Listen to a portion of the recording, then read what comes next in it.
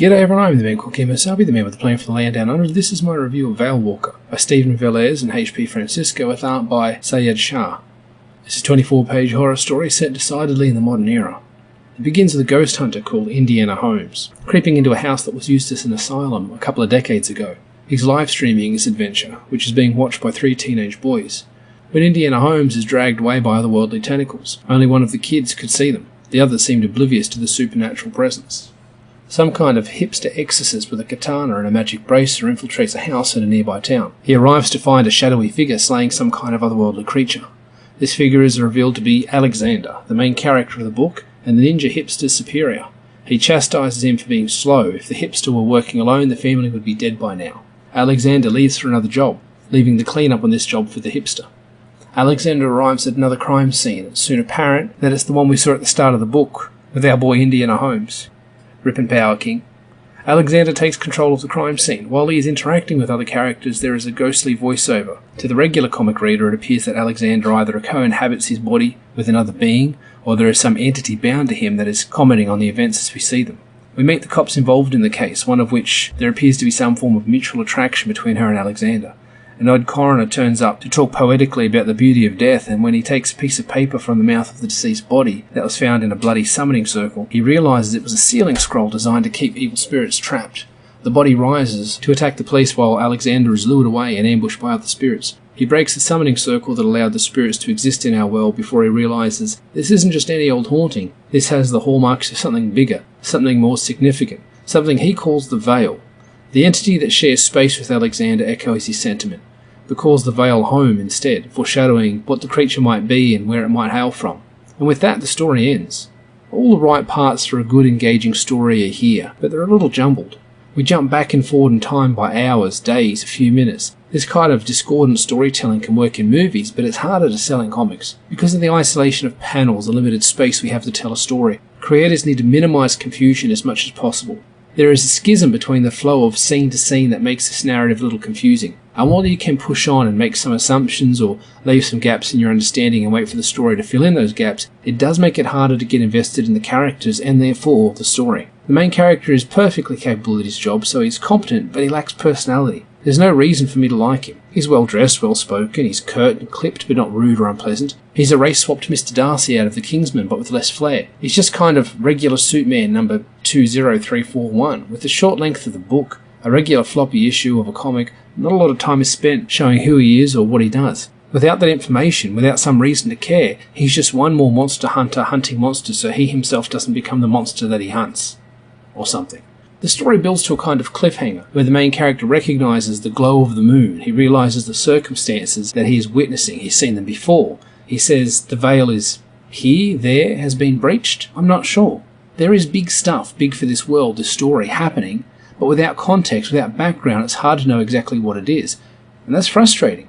It leaves you blue-balled as a reader. We all have expectations. We want them met, or much more rarely subverted. But when the story is so opaque that you're not even sure what your expectation is, how can you know if it's been met? Alexander has some kind of spirit attached to him. He calls it a leech. He says it hungers. So I'm guessing it consumes magical spells or the evil spirits or ectoplasm or something relevant to the story. But it's not made clear, and asking the reader to wait until issue 2 or even longer to find out isn't fair. This could be the cool, unique thing that makes Alexander stand out from all the other monster hunters, but it's not capitalized upon. It's just kind of left hanging there. This issue reads like the first episode of a Netflix series or some show you can binge watch. But you can't, it's not. It's a comic book, and I'll be waiting at least 6 months to get the answers to questions I'm not even sure to ask because so little is explained in this issue. And yeah, we don't want massive exposition dumps or long flashbacks, and I am a proponent of backfilling story with dialogue hints and leaving it to the audience to work out. But in these worlds of magic and superpowers, there has to be rules, ground rules that we can assess things by and measure things with. If there is no ground rules, if there is no way to know what is normal, how can we know what is exceptional?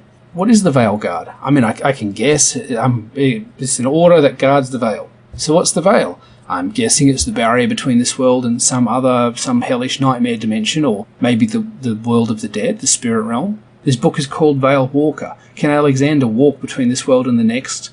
Can all the Veil Guard do this, or is he their Hellboy, their unique super agent, and only he can do what he does? I've read this book 3 times and I still don't know. This is a book with all the pieces to make a good story. The art is nice, the colour's bold, there's a little action, a little intrigue, The idea that only one kid could see those tentacles, does that mean he's destined to be a Veil Walker? I don't know, because I don't know if that's even a thing. But it does hint that he's got some bigger destiny in store. The theme of destiny is omnipresent in this book, the idea that you can't escape it, and if so, should you even fight your destiny if it's a fight you're always going to lose? Alexander and his leech spirit thing disagree on this, it seems. There are the foundations for some cool world building, and cool world building is the main draw of these sorts of stories, but so little is actually revealed in this first issue. Even worse, the critical information about this world is found in the supplemental material in the back of the book. I shouldn't have to read that stuff to understand the story. I had supplemental information in the back of the company men, Dead White and Blue, but none of it was necessary to understand the story. It was supplemental, it supplements the information already there. In Veil Walker, there is important information spelled out there that's not present in the main story. In the back of the book, there are some pull quotes, praise for the book to convince you to back issue 2. One of the pull quotes says Veil Walker is like coming in on the middle of some epic movie. And this is probably the best way to say it, but it does mean it's a good thing. Either this is the first episode of a show you'll binge watch in 1 or 2 sittings, meaning you'll get all the information you need within the regular lengths of a movie, or it's the second act of a larger story, and all the explanation you need to appreciate it is in the first act. Unfortunately, we're never privy to that first act. I went back and had a look at the credits.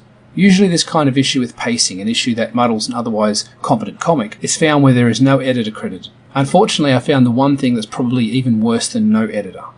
One of the co-writers credited as editor. Now this might be a case of Stephen had the story, Francisco came in to edit and ended up offering so much input he scored a co-writer credit. Either way, I believe some outside eyes could have alerted the team to these issues, and maybe some simple shuffling of scenes could have delivered a more straightforward narrative that acted as a solid foundation for future installments. This team has all the elements needed for success.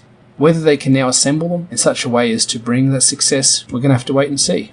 Good luck, lads. I hope you manage to pull it off.